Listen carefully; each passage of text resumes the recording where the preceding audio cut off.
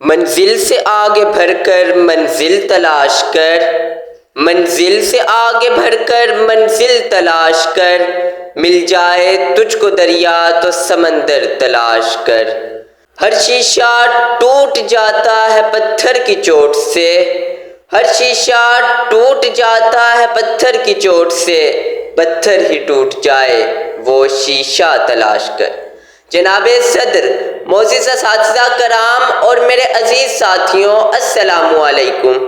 آج مجھے اس پروقار تقریب میں جس موضوع پر لب کشائی کا موقع ملا ہے اس کا عنوان ہے 9 نومبر ڈاکٹر علامہ محمد اقبال۔ صدر علی وقار، اللہ تعالیٰ جب کسی قوم پر احسان کرتا ہے تو اقبال جیسا مرد قلندر، عظیم مفکر اور مصور عطا کرتا ہے۔ اقبال جیسی ہستیاں مائیں ہزاروں سال بعد پیدا کرتی ہیں۔ علامہ محمد اقبال 9 نومبر 1877 کو سیالکوٹ میں پیدا ہوئے۔ اس روز اقبال نے نہیں بلکہ ایک ایسی شخصیت نے جنم لیا جو آج بھی ایک عظیم کردار کی حیثیت سے زندہ ہے۔ ہزاروں سال نرگس اپنی بے نوری پہ روتی ہے، ہزاروں سال نرگس اپنی بے نوری پہ روتی ہے، بڑی مشکل سے ہوتا ہے چمن میں دیدائے ور پیدا۔ صدر ذی وقار، اقبال نے جس دور میں آنکھ کھولی وہ مسلمانوں کی بدحالی کا دور تھا۔ مسلمان جو کبھی جاہ و حشمت کے اعلیٰ عہدوں پر فائز تھے، غیر ملکیوں کی بربریت کا شکار ہو کر ظلم و ستم کی گہرائیوں میں گر چکے تھے۔ ان کی آزادی سلب کر لی گئی تھی، مسلمان غلامی کی زنجیروں میں جکڑے ہوئے تھے اور انسانیت اندھیرے میں گم تھی۔ گواہ دی ہم نے جو اسلاف سے میراث پائی تھی، گواہ دی ہم نے جو اسلاف سے میراث پائی تھی، ثریا سے زمیں پر آسمان نے ہم کو دے مارا۔ صدر علی وقار، علامہ محمد اقبال وہ دانائے راز تھے کہ جس نے ملت اسلامیہ کے حصول کی لگن کی روح پھونکی، مسلمانوں میں الگ وطن کے لیے جذبہ پیدا کیا اور اپنی شاعری کے ذریعے خودی کا پیغام دیا۔ قائد اعظم کی بہادر اور دیرانہ قیادت میں اقبال کے تصور کو قیام پاکستان سے حقیقت میں بدل دیا۔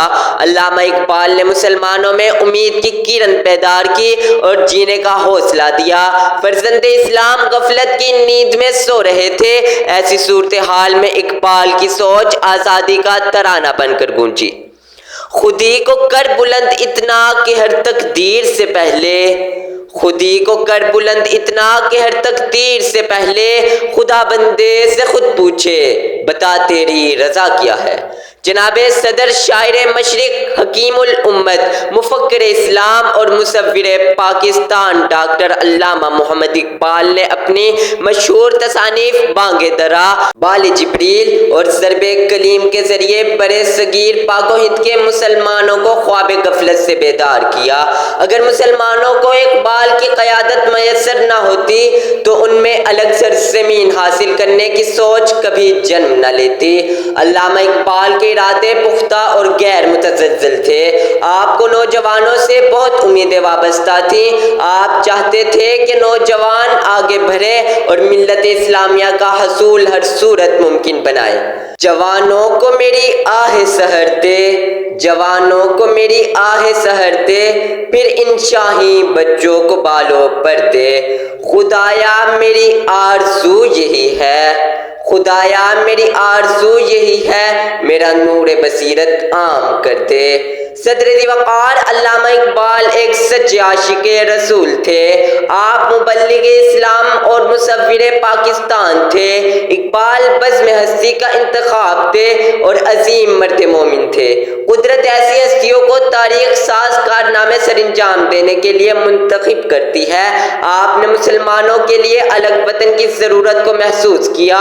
علامہ اقبال نے 1930 میں الہ آباد کے مقام پر منعقد ہونے والی گول میز کانفرنس میں واضح طور پر دو قومی نظریہ پیش کرتے ہوئے قیام پاکستان کا تصور دیا۔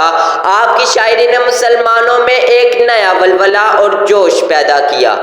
نہیں تیرا نشیمن قصر سلطانی کے گنبد پر، نہیں تیرا نشیمن قصر سلطانی کے گنبد پر، تو شاہی ہے بسیرا کر پہاڑوں کی چٹانوں میں۔ صدر علی وقار علامہ اقبال مفکر اسلام اور مصور پاکستان تھے۔ آپ یہ چاہتے تھے کہ برِ صغیر کا ہر مسلمان ایمان کی تفسیر بن جائے۔ آپ نے اپنی قوم کو شاعری کے ذریعے عظیم اسلاف کا شعور دیا۔ آپ نے مشرق اور مغرب کی تہذیب و تمدن کا موازنہ کیا اور اس نتیجے پر پہنچے کہ یورپ کی ظاہری شان و شوکت عارضی ہے، ان کی چمک دمک وقتی ہے، جبکہ اسلام کی حقیقت لازوال اور دائمی ہے، اور اپنی قوم کو پیغام دیا کہ میرا طریق امیری نہیں فقیری ہے، میرا طریق امیری نہیں فقیری ہے، خود ہی نہ بیچ غریبی میں نام پیدا کر۔ صدر علی وقار علامہ اقبال کو اپنی ملت اور نوجوانوں سے خصوصی لگاؤ تھا۔ آپ کی شاعری مسلمانوں کے لیے بھی تھی اور عالم انسانیت کے لیے بھی۔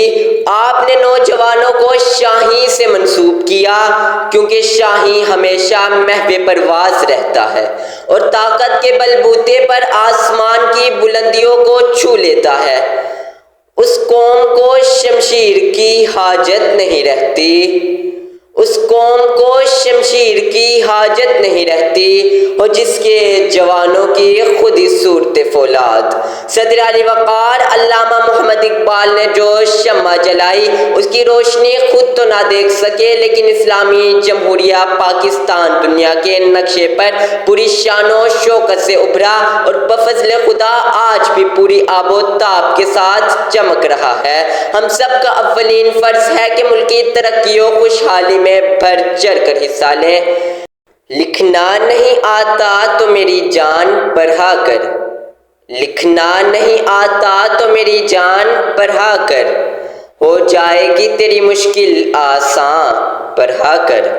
پڑھنے کے لیے اگر تجھے کچھ نہ ملے تو، پڑھنے کے لیے اگر تجھے کچھ نہ ملے تو، چہروں پہ لکھے درد کے عنوان پڑھا کر۔ شکریہ۔